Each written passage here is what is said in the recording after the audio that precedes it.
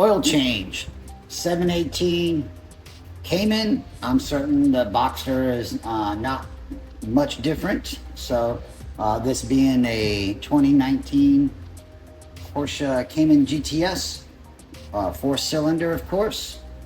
Last year they were. So without further ado, let's get into it. So everyone enjoys New Parts Day, and if you'll notice, I'm not sponsored by FCP Euro, but I certainly love them for what they do, because I have a store credit, which I'm perfectly fine with, and I ordered this oil change kit essentially for free, because I'm very frugal, or other people might call cheap bastard, and I actually send my oil back.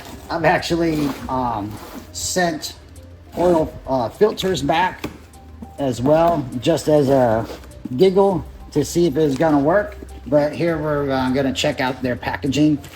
So this is how it comes with their paper.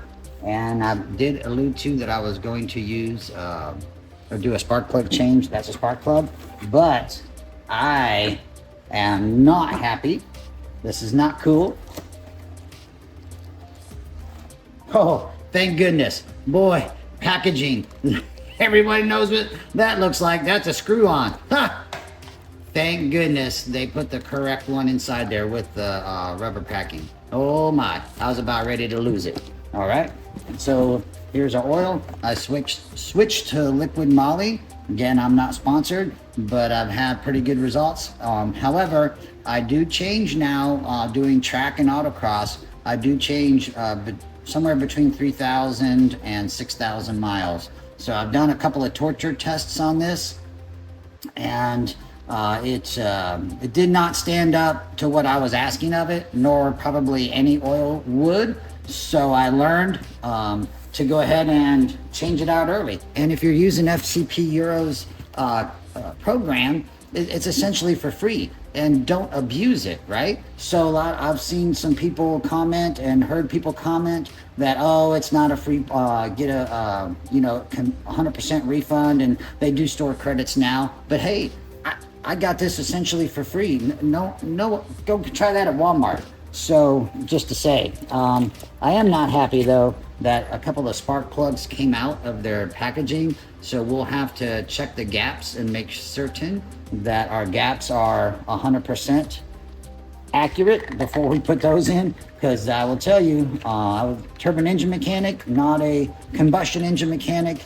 Turbine engine is much easier as far as spark is concerned, but you still have to have that gap created in order to make the proper burn. So I'm putting these back in their proper cases right now. And I watched a young man do a video and for an oil change on a 718, and poor guy, he made a huge mess, and he was not aware. Of course, we've got a new plug, 20 foot-pounds on that guy. Aluminum threads, do not over torque your plug. My goodness, do not do that. You'll hate yourself for that, I promise. And this is our new crush washer. Very important to have a new crush washer. And again, FCP Euro sells this as a kit. Literally one part number for the whole kit, and makes life easier.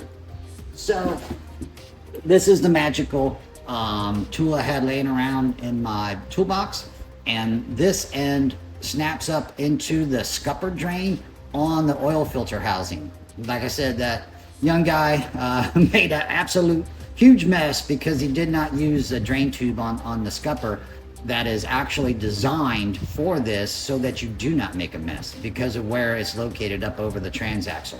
So without further ado, let's get into this.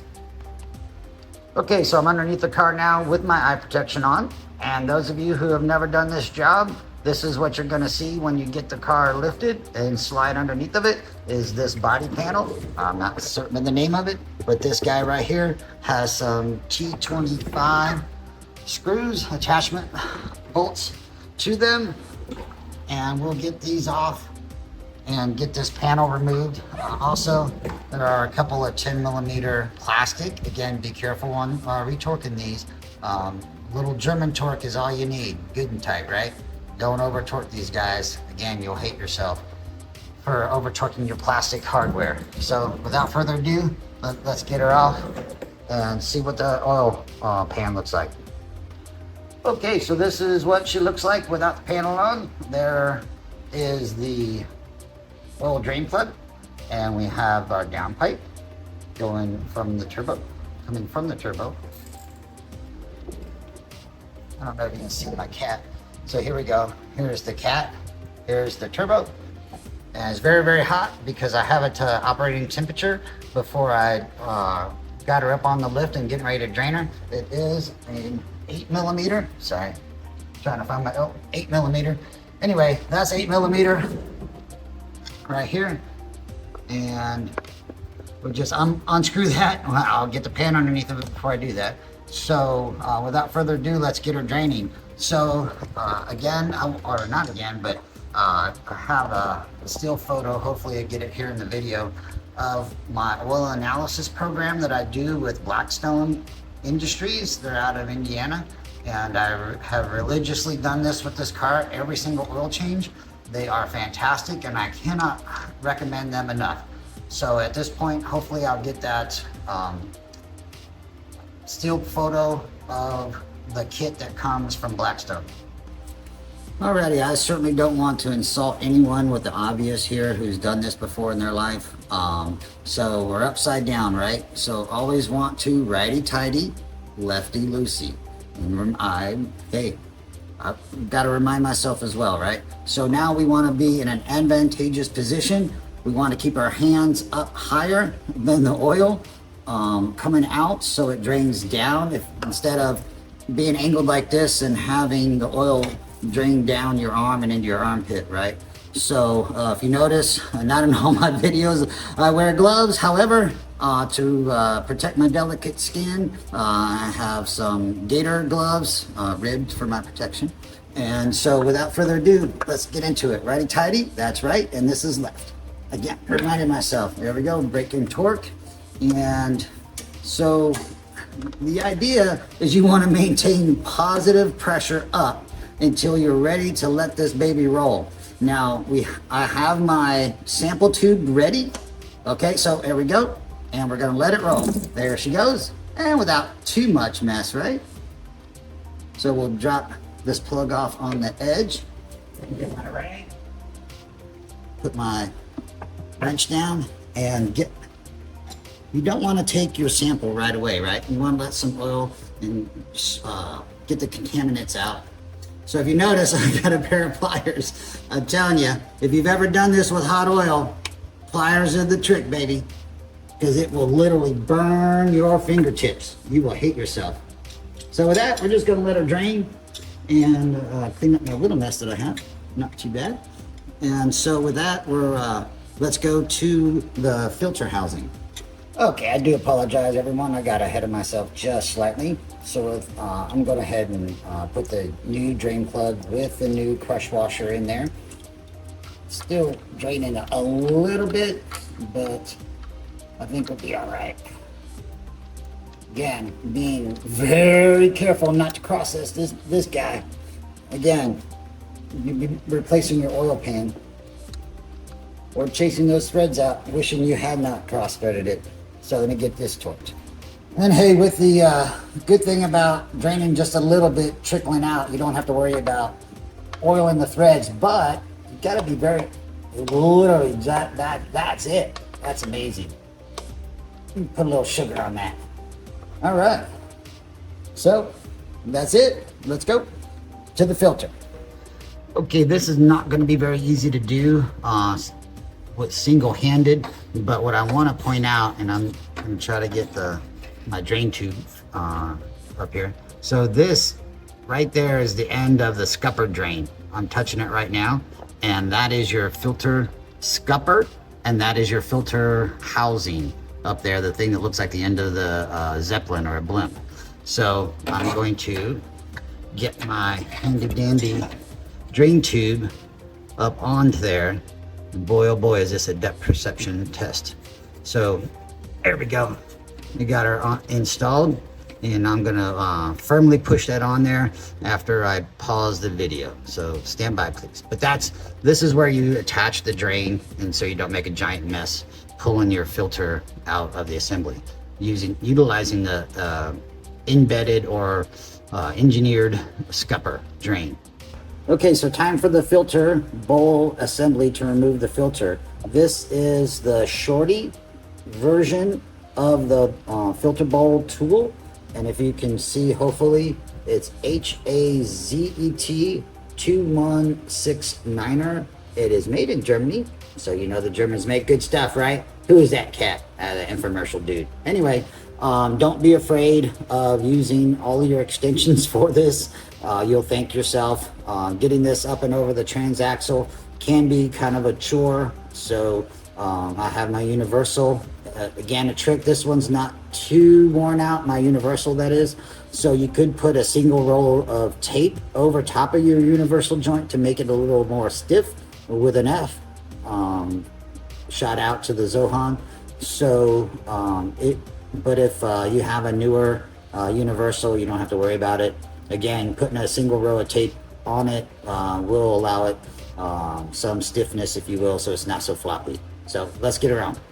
Okay, that's what it looks like with the tool attached to the end of the filter bowl. Again, we're ready to drain with our scupper drain, and we're gonna attach our extension through the rear housing here, way around the world, all the way through there, up into that assembly from way back here. We'll give it a go. Okay, I'm gonna try to do this one-handed, but again, don't be a hero. Here's your bowl, I have it finger tight. Here's our drain. Trust your equipment. Get your bowl off of here. It's gonna fall here in a second. I'll be able to feel the drop. There, it dropped. I'm gonna pull it back. Oh, you hear it? It's draining. Don't be here and pull this guy out until you drain it. I'm actually tilting it up to get it all drained out. So it's draining. I don't know if you can hear it over the fan or not, but it's red hot because I got it up to temperature. There, can't really see it, but there it is, draining out the scupper, I promise. As long as you have that guy on there really, really firm, you will thank yourself and get that all drained out. It's still draining, I can hear it. And I don't want to let go of my filter bowl until it's drained because it'll flop around. So let's pause now until it drains out and I'll get it all removed. Okie dokie, here we are. We have the filter bowl removed. Again, you really want to let this drain, especially if you're at operating temperature. If it's cold, it's not that big a deal. Because the way that you have to finagle this out and twist it around, you will dump oil everywhere if you do not utilize the scupper drain and your drain tube properly. So here's your filter. Notice the tabs, and literally there's just a packing in the bottom. You just pop it right out. Again, just pop it right out, right? Try not to fling it around. So it's just a packing in there that holds it. The little feet go towards the end. If you want to drain the remainder out that's in there, go ahead and just dump it in receptacle. Now let's get our new filter element ready. So there is theory, if you will, conjecture about whether you should pre-wet your filter material medium or not. It does make sense, I agree, to do that. And I will try to do that a little bit. You don't have to get it soaking wet, and it doesn't have to be filled with oil, because again, getting this guy back in there is quite a bit of a chore, right? So just dampening it will be enough if you want to pre-moisten, if you will, your filter element. So with that, let's get this old packing off. Starting from one side, get a little gap, and get a bigger gap, and just roll her over the edge, roll it up over, boom, she's off. All right, this is our new one, and with every good maintenance practice, we certainly want to wet our packings. And you can use the old for this. You're not going to hurt anything because it's going on the outside. It's not going inside the motor at all. And just literally roll it back on top of. the filter assembly. Now I don't like to put a roll into it because it puts a twist into it, so I'll gently guide it over and rotate it a little bit, so now there's no twist built into that. All right, so with the little feet down, if you will, again, there's a packing on the inside. I will use just a little bit of the old oil and wet that up. It's not going to be a big deal, and get her to click. Here we go. Boom, it's that simple. And we got the top one. There's enough residual oil on my gloves that it'll dampen or lubricate that top filter or packing when we push it back into the housing inside the motor. So with that, there we go. I will put a little engine oil in there, new fresh stuff, before placing it into the motor. So with that, and I do not know the torque on this. Every filter, of course, we know as hand tight, but I go just a little extra sugar on it over good and tight. So good German torque. With that, let's get her installed. Okay, I have my scupper drain removed. I have my filter bowl installed, and a little tip from your Uncle there. It's a blind install when you put this back in. So if you think you have it threaded right, go ahead and go backwards, if you will. Loosen until you feel like you've seated on the threads on the motor, and then again, hand tight gently until you know that you have it seated, and it will be unmistakable when you have it in properly. If it's going in with any force at all, when you're tightening, back it out, reverse threads, go loose again until you feel it drop into its hole, and then try tightening it again. So you may have to do it 2 or 3 times, but take your time with it. You can get it, and make sure when you do tighten, it's very, very loose with just your fingers running it down until it stops. And again, I put a little extra sugar on it after I hand tightened. This is something you do not want to come loose. All right, so here to finish up with the oil change, be sure to put your oil in, and that's pretty much it. The liquid moly has that nice little spout to fill up, and then give you an extra quart or liter to put in the motor there. So to tell on myself, I did not loosen the cap before I took the drain plug out, and that's why it was spitting and sputtering. So it actually drained a little slower that way. It's a little more controlled. So I came up to the top, loosened the fill cap, and she came out in a hurry after that. So yeah, that's pretty much all it is to an oil change. Good luck, everyone. Talk to you soon. Out.